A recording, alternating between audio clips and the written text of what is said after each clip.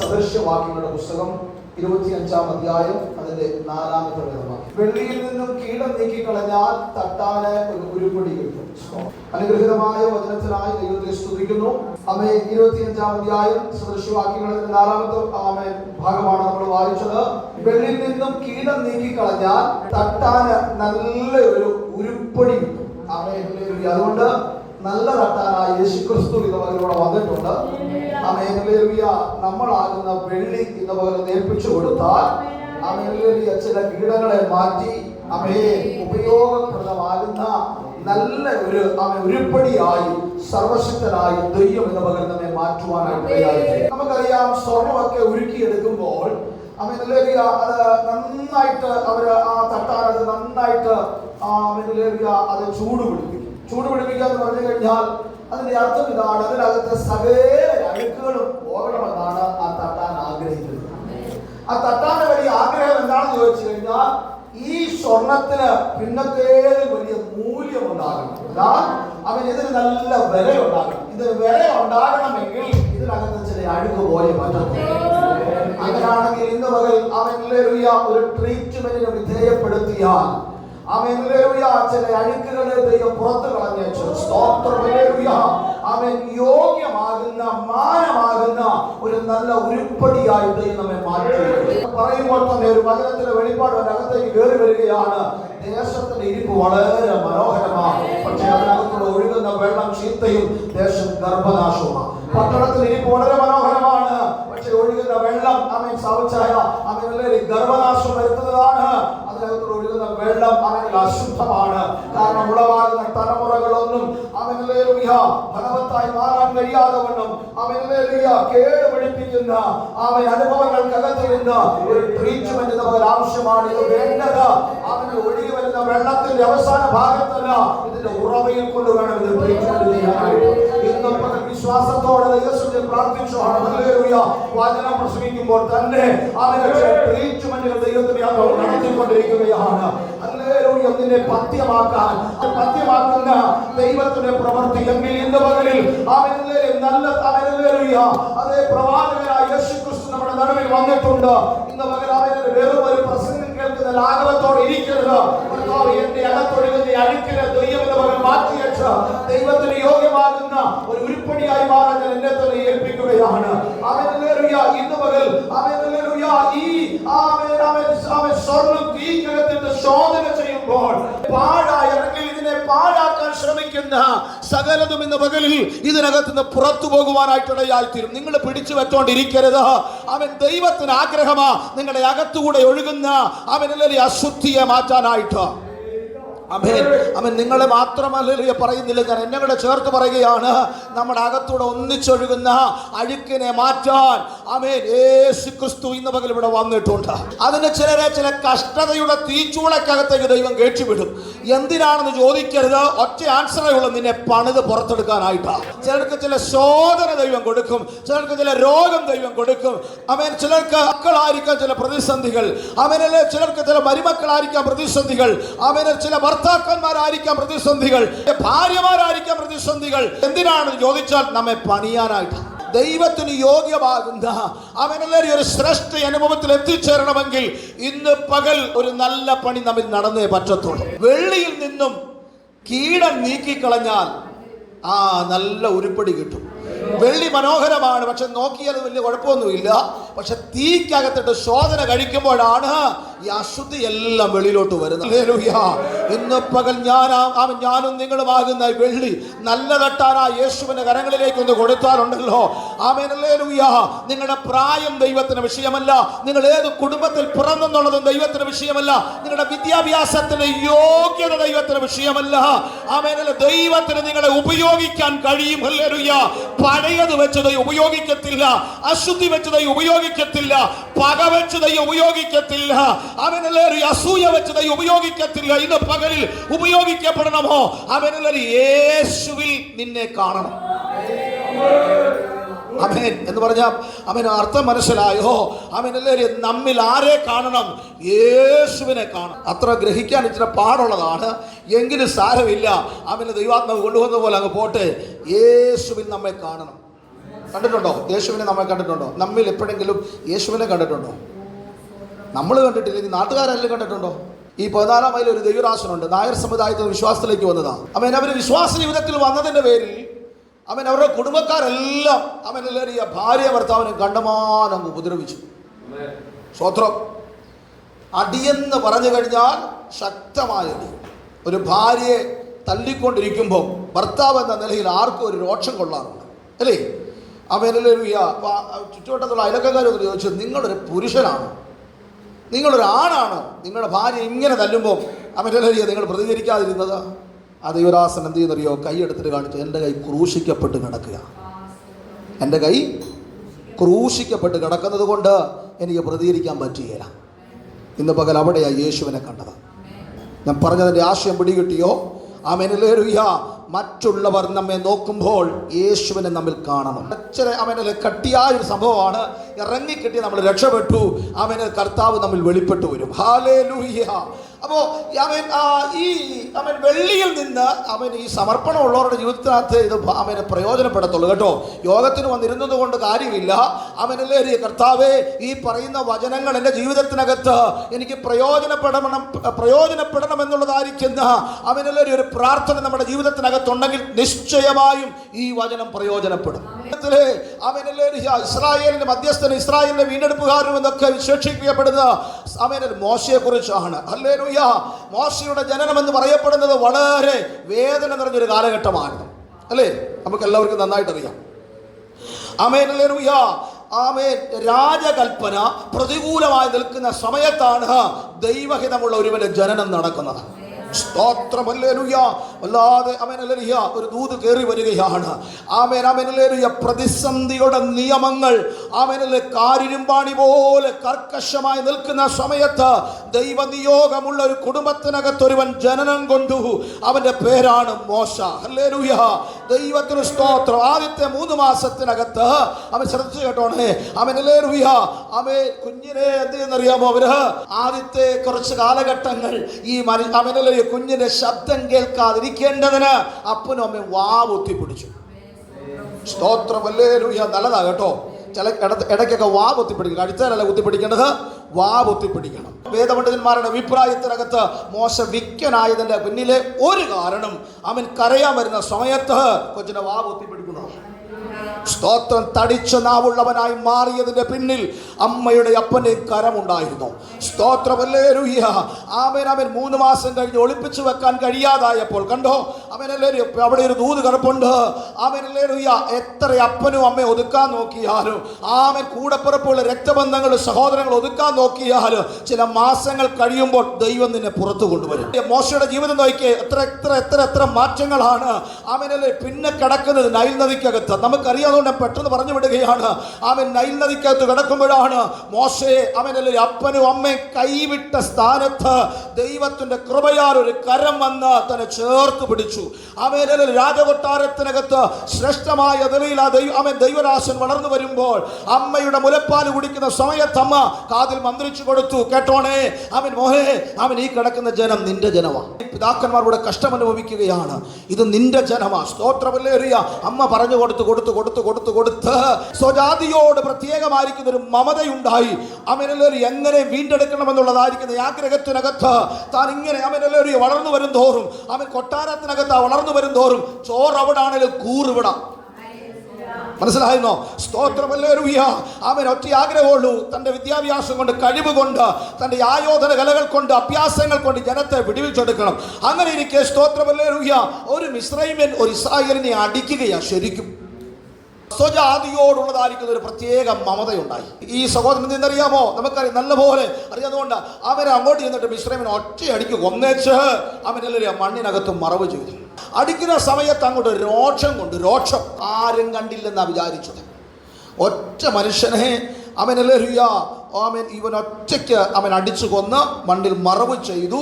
സ്തോത്രമല്ലേലു. ഇവന്റെ അകത്ത് കിടന്ന രോക്ഷമാണ് പുറത്തു വന്നത്. ഒന്നുകൂടെ ഞാൻ പറയാം, നാളെ ദൈവത്താൽ ഉപയോഗിക്കപ്പെടണമെങ്കിൽ ഈ സ്വഭാവം പറ്റത്തില്ല. ഇന്ന് പകലിൽ ഞാൻ ദൈവനാമത്തിൽ ഓർപ്പിക്കുന്നു, സ്തോത്രം. കാലം എത്ര പഴകിയാലും ഇന്ന് പകൽ ദൈവത്തിന് ഉപയോഗിക്കപ്പെടണമോ, പഴയ സ്വഭാവം ഇന്ന് പകൽ അഴിഞ്ഞു പോയേ പറ്റത്തുള്ളൂ. ഈ പ്രായത്തിലും അവസാന നിമിഷങ്ങളിൽ ദൈവം ഒരു അവസരം തരുമ്പോൾ വേണ്ടെന്ന് പറഞ്ഞ് പുറങ്കാല് കൊണ്ട് തട്ടിക്കളയരുത്. ദൈവം എന്നെയും നിങ്ങളെയും, ആണാകട്ടെ പെണ്ണാകട്ടെ, ദൈവദാസനാകട്ടെ ദൈവദാസിയാകട്ടെ, ആമേൻ ഹല്ലേലൂയ, ദൈവത്തിന് ഉപയോഗിക്കാൻ ആഗ്രഹമുള്ളപ്പോൾ അവൻ ഈ ദൂത് എനിക്കുള്ളതല്ല മറ്റുള്ളവർക്കുള്ളതാണെന്ന് പറഞ്ഞ് തട്ടിക്കളയരുത്. അവൻ ദൈവത്തിന് എന്നെ ഉപയോഗിക്കാനുള്ള പാമേനിലെ പദ്ധതിയാണെന്ന് മനസ്സിലാക്കി ഇന്ന് പകൽ ഈ ദൂതിന് നിങ്ങൾ ആമേൻ പറഞ്ഞ് അതിന് സമർപ്പിക്കപ്പെടാൻ തയ്യാറായാൽ ദൈവത്തിന്റെ പ്രവൃത്തി വെളിപ്പെടുക തന്നെ ചെയ്യും. അമ്മ ഓതിക്കൊടുത്ത ആമേൻ സ്വജാതിയോടുള്ള മമത നിമിത്തം ആമേൻ ഹല്ലേലൂയ തന്റെ അകത്തിങ്ങനെ രോക്ഷം തിളച്ചപ്പോൾ തന്റെ സ്വജാതിക്കാരനെ ആമേൻ ഒരുവൻ അടിക്കുന്നത് കണ്ട സമയത്ത് ആമേൻ ബ്ലഡ് തിളച്ചു. സ്തോത്രം ഹല്ലേലൂയ. ഒറ്റയടിക്ക് ഒരുവനെ കൊന്ന് മറച്ചിട്ടു. ആമേൻ. പിറ്റേ ദിവസം രണ്ട് ഇസ്രായേലർ തമ്മിൽ, ഒരു ദൈവദാസൻ അത് വ്യാഖ്യാനിച്ച് രണ്ട് വിശ്വാസികൾ തമ്മിൽ വഴക്കുപിടിക്കുകയാണ്. സ്തോത്രം ഹല്ലേലൂയ. ഇവരുടെ കാര്യത്തിന് വേണ്ടിയിട്ട് ചെന്ന സമയത്ത് ആമേൻ ഹല്ലേലൂയ പറയുകയാണ്, നിന്നെ ഞങ്ങൾക്ക് ന്യായകർത്താവാക്കിയത് ആരാണ്? ഇന്നലെ മിസ്രൈമിനോട് ചെയ്തതുപോലെ ഞങ്ങളോടും ചെയ്യാൻ വന്നിരിക്കുകയാണോ? സ്തോത്രം ഹല്ലേലൂയ. മോശ ഭയപ്പെട്ടു പോയി. ദൈവത്തിന്റെ കളറിക്കകത്തോട്ട് ദൈവം കേറ്റിയിട്ട് ആമേൻ ഹല്ലേലൂയ ഇവനെ പഠിപ്പിക്കാൻ തയ്യാറാകുകയാ. സ്തോത്രം സ്തോത്രം ഹല്ലേലൂയ. ആമേൻ ആമേൻ ഹല്ലേലൂയ. മോശ നിന്നെ തന്നെയാ കണ്ടിരിക്കുന്നത് ഈ ജനത്തെ വിടിപ്പിക്കാൻ, പക്ഷേ നിന്റെ പഴയ സ്വഭാവം പറ്റുകയില്ല. സ്തോത്രം ഉണ്ടോ? Amen hallelujah. അത് നിന്നെ തന്നെയാ കണ്ടിരിക്കുന്നത് ഇസ്രായേലിനെ വിടിവിപ്പാനായിട്ട്, പക്ഷേ ഈ സ്വഭാവം വെച്ചുകൊണ്ട് പറ്റത്തില്ല. ഇന്ന് പകലിൽ ഞാൻ കഴിഞ്ഞ ദിവസങ്ങളിലൊക്കെ ചിന്തിച്ചൊരു കാര്യമുണ്ട്. Amen hallelujah. നമ്മുടെ DNA കൂടെ യേശുവിന്റെ രക്തം കൊണ്ട് കഴുകണം. പലായനം ചെയ്തു. Amen hallelujah. ഇപ്പോഴും അകത്ത് ചില സ്വഭാവം മറഞ്ഞു കിടക്കുകയാണ്. യേശുവിന്റെ രക്തത്താൽ ജയമെടുക്കുകയാണ്. ആമേൻ. ഹൃദയത്തിനകത്ത് കിടക്കുന്ന, മനസ്സിനകത്ത് കിടക്കുന്ന ആമേൻ ഹല്ലേലൂയ രോക്ഷം കയറി ആമേൻ ഹല്ലേലൂയ ഇപ്പോഴും കൈവിട്ട് കളയാത്ത ചില സ്വഭാവങ്ങൾ ഇന്ന് പകലിൽ യേശുവിന് ഇഷ്ടമല്ല. രക്തത്താൽ വചനത്താൽ ആത്മാവിൽ ജയമെടുക്കുകയാണ്. ഹല്ലേലൂയ. അത് പറയുമ്പോൾ ഇഷ്ടപ്പെടുന്ന പലരും ഭൂമിയിൽ ഉണ്ടാകാം, വീട്ടിലുണ്ടായിരിക്കാം, പക്ഷെ വചനത്തെ ഉയർത്തിപ്പിടിച്ചിരുന്ന പകൽ ആത്മാവിൽ ഒരു പ്രവചന ശബ്ദം പോലെ പറയാം, അത് യേശുവിന് ഇഷ്ടമല്ല. ഹല്ലേലൂയ. രക്തത്താൽ വചനത്താൽ ആത്മാവിൽ ജയമെടുക്കുന്നു. അവൻ യേശുവിന് ഇഷ്ടമല്ലാത്തത് ഇന്ന് പകൽ ഉപേക്ഷിക്കാൻ തയ്യാറായാൽ അടുത്ത സെക്കൻഡ് മുതൽ അവൻ ദൈവത്തിന്റെ ആത്മാവിൻ നിന്നമേൽ ശക്തിയോടെ ഇറങ്ങി വരും. പറ്റത്തില്ല. ഇന്ന് പകലിൽ ഞാൻ കഴിഞ്ഞ ദിവസങ്ങളിലൊക്കെ ചിന്തിച്ചൊരു കാര്യമുണ്ട്. അവനല്ലേ നമ്മുടെ DNA കൂടെ യേശുവിന്റെ രക്തം കൊണ്ട് കഴുകണം. വേണ്ടേ? അവനല്ലേ ഇടയ്ക്കിടയ്ക്കൊക്കെ ചില ദുഷിത സ്വഭാവം കയറി വരും. സ്തോത്രം. എനിക്കറിയാം ആമി പറയത്തില്ലെന്നുള്ളത്, സാരമില്ല. ആമേൻ ഹല്ലേലൂയ. ആമേൻ. യേശുവിന്റെ രക്തത്താൽ ജയമെടുക്കുക. ആമേൻ. ഹൃദയത്തിനകത്ത് കിടക്കുന്ന, മനസ്സിനകത്ത് കിടക്കുന്ന ആമേൻ ഹല്ലേലൂയ രോക്ഷം കയറി ആമേൻ ഹല്ലേലൂയ ഇപ്പോഴും കൈവിട്ട് കളയാത്ത ചില സ്വഭാവങ്ങൾ ഇന്ന് പകലിൽ യേശുവിന് അത് ഇഷ്ടമല്ല. ആമേൻ ആമേൻ ഹല്ലേലൂയ. ദൈവത്തിന് സ്തോത്രം. മോശയ്ക്ക് കിട്ടിയ ദൈവം കൊടുത്ത ആമേൻ കളരി എന്ന് പറയപ്പെടുന്നത് പെട്ടെന്ന് അവസാനിപ്പിക്കാം കേട്ടോ. ആമേൻ ഹല്ലേലൂയ ആട്ടിൻകൂട്ടവാ. ഈ ഇടയ ശുശ്രൂഷ എന്ന് പറഞ്ഞു കഴിഞ്ഞാൽ ഒരു പ്രത്യേക അവാർഡ് കൊടുക്കേണ്ട ശുശ്രൂഷയാണ് ഇടയ ശുശ്രൂഷ, അല്ലേ? സഭയിലെ ദൈവജനത്തിന് എല്ലാവർക്കും ഒരേ സ്വഭാവമാണ്. Amen hallelujah. അതിനാ ആർക്കും ഇല്ലാത്തൊരു കിരീടം അവിടെ ചെല്ലുമ്പോൾ ഇടയന്മാർക്ക് മാത്രം ദൈവം വെച്ചിരിക്കുന്നത് കേട്ടോ. ഇടയശ്രേഷ്ഠൻ പ്രത്യക്ഷനാകുമ്പോൾ തേജസ്സിന്റെ വാടാത്ത കിരീടം അത് വേറെ ആർക്കും ഇല്ല. ആമേൻ. ഇടയന്മാർക്ക് മാത്രമുള്ള ഈ ജനത്തെ എല്ലാം മേയിച്ച് നടന്നതിന് സ്തോത്രം ഹല്ലേലൂയ. രക്തത്താൽ ജയമെടുക്കുകയാണ്. ആമേൻ ആമേൻ ഹല്ലേലൂയ. മോശയെ ആമേൻ ചെമ്മരിയാടിനെയും കോലാടിനെയും മദ്യത്തിനകത്തോട് ഇട്ടേച്ച് ആമേൻ ദൈവം അങ്ങോട്ട് പഠിപ്പിക്കാൻ തുടങ്ങി. സ്തോത്രം സ്തോത്രം സ്തോത്രം സ്തോത്രം ഹല്ലേലൂയ. ആമേൻ. യേശുവിന്റെ നാമത്തിൽ ജയമെടുക്കുകയാണ്. നിന്റെ സ്വഭാവം മാറത്തക്ക നിലകളിൽ ദൈവം ചിലതിനെ പഠിപ്പിക്കാനായിട്ട് ഏൽപ്പിച്ചു വിട്ടിരിക്കുകയാ. ഇന്ന് പകൽ മറുതലിക്കരുത്. ആമേൻ. പിറകോട്ട് പോകരുത്, അസ്വസ്ഥമാകരുത്. ഹല്ലേലൂയ. ആമേൻ. ഇതിന്റെ അവസാനം ഒരു മടങ്ങിപ്പോക്കുണ്ട്. അത് ദൈവത്തിന്റെ കൃപ ഏറ്റെടുത്തുകൊണ്ടാണ്. ഹല്ലേലൂയ. ആമേൻ. സ്തോത്രം. അങ്ങനെ പറഞ്ഞു വിടാൻ പറ്റുന്ന ഹല്ലേലൂയ. നമുക്കറിയാം പുതിയ നിയമത്തിൽ യേശുക്രിസ്തുവിന്റെ കൂടെ നിൽക്കുന്ന അവനെ ശിഷ്യന്മാരിൽ ഒന്നാമനായ പത്രോസും, പുള്ളി എവിടെ പോയാലും പുള്ളിയുടെ കൈക്കകത്ത് ഒരു ചെറിയ പിച്ചാത്തിയുണ്ട് കേട്ടോ. സ്തോത്രം. നമുക്കുള്ളതല്ല. ആമേനല്ലേ എന്നാണ് നമ്മുടെ പലരുടെയും ഇരിപ്പും ഭാവമൊക്കെ. സ്തോത്രം. സാരമില്ല. എവിടെ പോയാലും പുള്ളിയുടെ കയ്യിൽ ഒരു പിച്ചാത്തിയുണ്ട്. സ്തോത്രം. ഹല്ലേലൂയ. എന്തിനാണെന്ന് ചോദിച്ചാൽ അവന് കർത്താവിന്റെ കൂടെയാണെങ്കിലും വെട്ടാൻ അവസരം കിട്ടിയാൽ വെട്ടണം എനിക്ക്. മനസ്സിലായോ? സ്തോത്രം. കുത്താൻ അവസരം കിട്ടിയ കുത്തണം എനിക്ക്. ഹല്ലേലൂയ. അവൻ കുത്താൻ പറ്റില്ല, ചെറുതായിട്ടൊന്ന് മുറിച്ചെങ്കിലും വിടണം. ആമേൻ. യേശുവിന്റെ രക്തത്താൽ ജയമെടുക്കുകയാണ്. ആമേൻ, ആമേൻ, ആമേൻ. ആരുടെ കൂട്ടത്തിലാണ് നടക്കുന്നത്? കർത്താവിനെ മുട്ടി ഉരുമിയല്ലേ നടക്കുന്നത്? അന്യഭാഷയ്ക്ക് വല്ല കുറവുണ്ടോ? ആരാധനയ്ക്ക് വല്ല കുറവുണ്ടോ? ഉപവാസത്തിന് കുറവുണ്ടോ? ആമേനല്ലേ, കൂട്ടായ്മയ്ക്ക് കുറവുണ്ടോ? പക്ഷേ കർത്താവിനോട് കൂടെ നിൽക്കുമ്പോൾ ആമേനല്ലേ ചെറിയൊരു കറിക്കത്തിയായിട്ടാണ് നടക്കുന്നത്. ഇന്ന് പകൽ അവൻ ചില കയ്യിലിരിപ്പുകൾ താത്തുവെക്കുവാൻ ദൈവത്തിന്റെ പരിശുദ്ധാത്മാവ് നമ്മെ ബുദ്ധി ഉപദേശിക്കുകയാണ്. ആമേൻ. യേശുവിന്റെ രക്തത്താൽ ജയമെടുക്കുകയാണ്. ആമേൻ, ആമേനല്ലേ, ഹല്ലേലൂയ, ഹല്ലേലൂയ. അതുകൊണ്ട് യേശു പറഞ്ഞു, പത്രോസേ വാൾ ഉറയിലിട്ടോളാൻ പറഞ്ഞു. ആമേൻ. വാളെടുക്കുന്നവനെല്ലാം കുഞ്ഞെ നിന്നോട് ചില മണിക്കൂർ മുമ്പ് പറഞ്ഞതല്ലേ, പരീക്ഷ വരുന്നുണ്ട്, അവൻ അകപ്പെടാതിരിപ്പാൻ നീ അപ്പൊ പറഞ്ഞു. ഹല്ലേലൂയ. അവന് യോഹന്നാനും യാക്കോബും കിടന്ന് ഉറങ്ങിയാൻ ഒരു കുഴപ്പമില്ല. ഞാൻ ഉറങ്ങിയാനാണോ യേശുവിന് എത്ര കുഴപ്പം? കുഞ്ഞെ അവനല്ലേ, അവനെ ഇവനെയാണോ ഇപ്പൊ അവൻ ശത്രു കയ്യിലെടുത്തത്? നിന്നെ നോക്കിയല്ലേ യേശു പറഞ്ഞത്? അവനല്ലേ വിടാൻ പറഞ്ഞത് വിട്ടേച്ച് പ്രാർത്ഥിക്കാൻ പറഞ്ഞ സമയത്ത് പ്രാർത്ഥിക്കാനുള്ളതിന് അവൻ അത് ചെയ്യാതെ കിടന്ന് ഉറങ്ങിയേച്ച് കത്തിയെടുത്ത് നിൽക്കുക. അവനല്ലേ ദൈവം വെല്ലുവിളിച്ച് നിൽക്കുകയാണ്. അവൻ വരട്ടെ, ഞാൻ കാണിച്ചു കൊടുക്കാം. സ്തോത്രം, സ്തോത്രം, സ്തോത്രം. ഹല്ലേലൂയ. ആത്മാവിനൊരു സ്തോത്രം പറഞ്ഞു.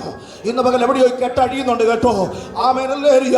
ആമേൻ. ഇന്ന് പകൽ എവിടെയോ കെട്ടഴിയുന്നുണ്ട്. ഇതൊന്നും പ്രസംഗിക്കാൻ കയറി നിന്നതല്ല. ആമേൻ, ആമേൻ, ഹല്ലേലൂയ. ദൈവത്തിന് നന്ദിയോടെ സ്തോത്രം ചെയ്യുകയാണ്. ആമേൻ. യേശുവിന്റെ നാമത്തെ പ്രതി ഇന്ന് പകൽ ഉറയിലിടേണ്ടതെല്ലാം ഉറയിലിട്ട് കളഞ്ഞേക്കണം. പണ്ട് ലാസറുമാത്തി പ്രസംഗിച്ചപ്പോൾ പറഞ്ഞതുപോലെ ഉറക്കത്തിൽ നിന്ന് എഴുന്നേറ്റ് വന്നു. ഉറക്കമായതുകൊണ്ട്, ഉറക്കച്ചവടോടെ എഴുന്നേറ്റ് വന്നതുകൊണ്ട് പെടലിക്ക് വെട്ടിയത്. പക്ഷേ കഴുത്തിന് കഴുത്തിന് വെട്ടിയത്, പക്ഷേ കാതിനട്ടാണ് കൊണ്ടത്. സ്തോത്രം. ഹല്ലേലൂയ. മൽക്കോസിന്റെ കാത് എവിടെ കിടക്കുക? വാദ്യമേപ്പം ഗതസമനിക്കകത്ത് കടന്ന് പടച്ചുകൊണ്ടിരിക്കുക. ആമേൻ, ഹല്ലേലൂയ. യേശു എന്ത് ചെയ്യുന്നറിയാമോ? ആ കാതെടുത്ത് അതുപോലെ അങ്ങോട്ട് ഒട്ടിച്ചു വെച്ചു കൊടുത്തു. ഒരു തെളിവും ഇടാതെ ദൈവം നിന്നെ സംരക്ഷിച്ചത് കണ്ടോ? ശത്രുവിന് പിടിക്കപ്പെടാൻ ഒരു സാധ്യതകൾ ഇട്ടുകൊടുക്കാതെ ദൈവം നിന്നെ മറച്ചത് കണ്ടോ കുഞ്ഞെ? ഇന്ന് പകൽ ഇനിയെങ്കിലും ആമേൻ, ഹല്ലേലൂയ, ഇതെല്ലാം കളഞ്ഞേച്ച് യേശുവിന്റെ പിന്നാലെ ധൈര്യത്തോടെ ഇറങ്ങുക. അതവിടെ നിൽക്കട്ടെ. അവനല്ലേ കർത്താവിനെ കൂടെ നിൽക്കുന്ന രണ്ട് ശിഷ്യന്മാർ പറഞ്ഞു. അവനല്ലേ കർത്താവ് പറഞ്ഞിട്ട് ചില ആളുകൾ അനുസരിച്ചില്ല. അപ്പൊ ആ സമയത്ത് ഒരു ഓൺ ദ സ്പോട്ടിൽ പറഞ്ഞു, കർത്താവ് ഏലിയാവ് തീ ഇറക്കിയതുപോലെ ഇവരെ അങ്ങ് തീ ഇറക്കി അങ്ങ് ദഹിപ്പിച്ചേക്കാൻ പറഞ്ഞു. നമ്മൾ പറയുന്ന എല്ലാ കാര്യം കൂടെ ദൈവം അങ്ങോട്ട് ചെയ്യാനിരുന്നു കഴിഞ്ഞാൽ അവനല്ലേ ദൈവത്തിനൊരു വിലയും നിലയൊക്കെ ഉണ്ട് അല്ലേ? ഹല്ലേലൂയ. ദൈവത്തിനൊരു വിലയും നിലയൊക്കെ ഉണ്ട് അല്ലേ? നമുക്ക് ഇഷ്ടമല്ലാത്ത, നമുക്ക് ഇപ്പോഴും എത്രയോ പേരോട് ഇഷ്ടമില്ലാത്ത ആളുകളുണ്ട് അല്ലേ? ആമേനല്ലേ. ദൈവത്തിന് സ്തോത്രം. നമ്മൾ പ്രാർത്ഥിക്കുമ്പോൾ പറയാറുണ്ട്, കർത്താവേ അവരെ സന്ദർശിക്കണം. ഈ സന്ദർശിക്കണം എന്ന് പറഞ്ഞാൽ അതിൻ്റെ അർത്ഥം രണ്ടെണ്ണം അവർക്ക് കിട്ടണമെന്നുള്ളത് തന്നെയാണ്. ആണോ? ആമേൻ. കർത്താവിന് അതിന് ഇഷ്ടമല്ലെന്ന്.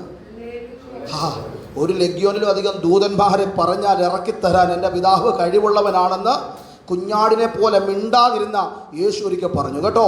ഹല്ലേലൂയ. ചിലയിടത്ത് നീ മൗനമായിരിക്കും നിന്റെ ജയം എന്ന് പറയുന്നതാണ്. ഹല്ലേലൂയ. കർത്താവ് പറയും, നിങ്ങൾ ഏത് ആത്മാവിന് അധീനരാകും? നിങ്ങൾ ഏത് ആത്മാവിന് അധീനരാ? ആമേൻ, ഹല്ലേലൂയ. അയൽവക്കംകാരൻ എന്നാ പറഞ്ഞാലും, ആമേനല്ലേ, മറ്റവരെന്നാ പറഞ്ഞാലും, ദൈവവൈതലേ നീ എന്തിനാ ഭാരപ്പെടുന്നത്? നിന്റെ അകത്ത് യേശുവാണെങ്കിൽ ആമേൻ, ഹല്ലേലൂയ, യേശുവിന്റെ സ്വഭാവം വേണം വെളിപ്പെട്ടു വരാനായി. സ്തോത്രം, സ്തോത്രം. ഹല്ലേലൂയ. പത്രോസ് കത്തിയായിട്ട് നടക്കുന്നു. ചിലർ പറഞ്ഞു അവൻ തീയിറക്കി കൊന്നു കളയണം. ഓട്ടെ, മോശയുടെ കാര്യം പറഞ്ഞ് നമുക്ക് അവസാനിപ്പിക്കാം. ഹല്ലേലൂയ. മോശയെ ദൈവം അങ്ങോട്ട് കളരിക്കകത്തിട്ട് അഭ്യസിപ്പിച്ചു. നമ്മൾ കയറെ കെട്ടി ആടിനെ കൊണ്ടുപോകുന്നതല്ല പാലസ്തീനിൽ ആടിനെ മേടിക്കുന്നത്. അവൻ്റെ 10-20 ആടല്ല, 10,000-2000 ആട്. ഈ 2000 ആടിനെ കൊണ്ട് മുന്നിൽ ഇങ്ങനെ പോകുന്ന സമയത്താണ് ഒരാട് ഒരെണ്ണം മുക്കടയ്ക്ക് പോകും, ഒരെണ്ണം വാഗത്താനത്തിന് പോകും. ഹല്ലേലൂയ. ആമേൻ, ഹല്ലേലൂയ. ഒരെണ്ണം എവിടെ പോയി? കരിങ്കല് മുഴിക്ക് പോയി. ഇതിനെല്ലാം പിടിച്ചോണ്ട് വരണ്ടേ? ഈ പഴയ സ്വഭാവം ആയിരുന്നെങ്കിലോ? എന്നിട്ടും ഇപ്പോഴും പറയുന്ന ചില കാര്യങ്ങളുണ്ട്, എൻ്റെ പഴയ സ്വഭാവമായിരുന്നെങ്കിൽ. സ്തോത്രം. സത്യം പറ ദൈവമക്കളെ, നമ്മളിതൊക്കെ പറയുമ്പോൾ കർത്താവിന് വിഷമമുണ്ടെന്ന് എപ്പോഴും നിങ്ങൾ ചിന്തിച്ചിട്ടുണ്ടോ? സ്തോത്രം. ഹല്ലേലൂയ. അപ്പോൾ അവൻ മുക്കടെ പോയതിനെ പിടിച്ചോണ്ട് ഇവിടെ വരുമ്പോഴത്തേക്കും അവൻ ഹല്ലേലൂയ വാഗത്താനത്തോളം ചാടിപ്പോയി. 1-2 പ്രാവശ്യം പോയതാണെങ്കിൽ ഓക്കെ, സ്തോത്രം. ഹല്ലേലൂയ. ചില സമയങ്ങളിലുണ്ടല്ലോ ഇടയൻ്റെ കൈക്കകത്ത് അവന് വടിയും കോലും കൂടെ ഉണ്ട്. ചില സമയത്ത് അടിയെന്നല്ല ഇതിനെയൊക്കെ ആമേൻ പോട്ടെ. ആമേൻ. കാരണം ഏൽപ്പിച്ചവന് കണക്ക് കൊടുക്കണം. വേണോ? സ്തോത്രം. ഹല്ലേലൂയ. അതുകൊണ്ടാണ് പറഞ്ഞത് സദൃശവാക്യങ്ങൾ, നിന്റെ ആടുകളുടെ അവസ്ഥ അറിയാൻ നീ ജാഗ്രതയുള്ളവനായിരുന്നോണം. വെളിപ്പാടില്ലാത്തടത്ത് ജനം അവൻ മര്യാദ കെട്ടു നടക്കുകയാണ്. സ്തോത്രം, ഹല്ലേലൂയ.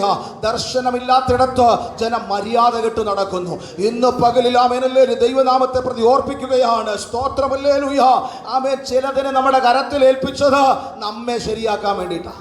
ഞാൻ അതുകൊണ്ട് പറഞ്ഞ് അവസാനിപ്പിക്കുക. ഈ 40-ന്റെ ആദ്യത്തെ 40 അല്ല, രണ്ടാമത്തെ 40-ന്റെ അവസാനം. 40 എന്ന് പറഞ്ഞാൽ അടിയന്തരമല്ല, ആദ്യം ഓർത്തോണം. ആമേ. രണ്ടാമത്തെ പോർഷൻ മോശയുടെ ജീവിതത്തിലെ 3 കാലഘട്ടം 40. രണ്ടാമത്തെ 40-ന്റെ ഒടുവിൽ ദൈവത്തിന് മനസ്സിലായി മോശയ്ക്ക് പദം വന്നെന്നുള്ളത്. ഇനി പോവോ? പറ. ഇനി പോകത്തില്ല. ഇനി പോവച്ചാ? ഇനി എന്നാ പള്ളു പറഞ്ഞാലും പോവോ? ഇനി ചീത്ത വിളിച്ചാ പോവോ? സാവിച്ച 2 അടി കിട്ടിയ വിശ്വാസം വിട്ടേച്ച് പോവോ? പറയച്ചാ. സ്തോത്രം, ഹല്ലേലൂയ. എന്നോട് കഴിഞ്ഞ ദിവസം പറഞ്ഞു, ഞങ്ങളുടെ വീടിൻ്റെ മുറ്റത്ത് IPCയുടെ സഭയാന്ന് പറഞ്ഞു. ഞങ്ങൾക്ക് ഇനി താഴോട്ടൊക്കെ ഇറങ്ങിയാൽ ഞാൻ പറഞ്ഞു സന്തോഷം, ദൈവം അനുഗ്രഹിക്കട്ടെ എന്ന് പറഞ്ഞു.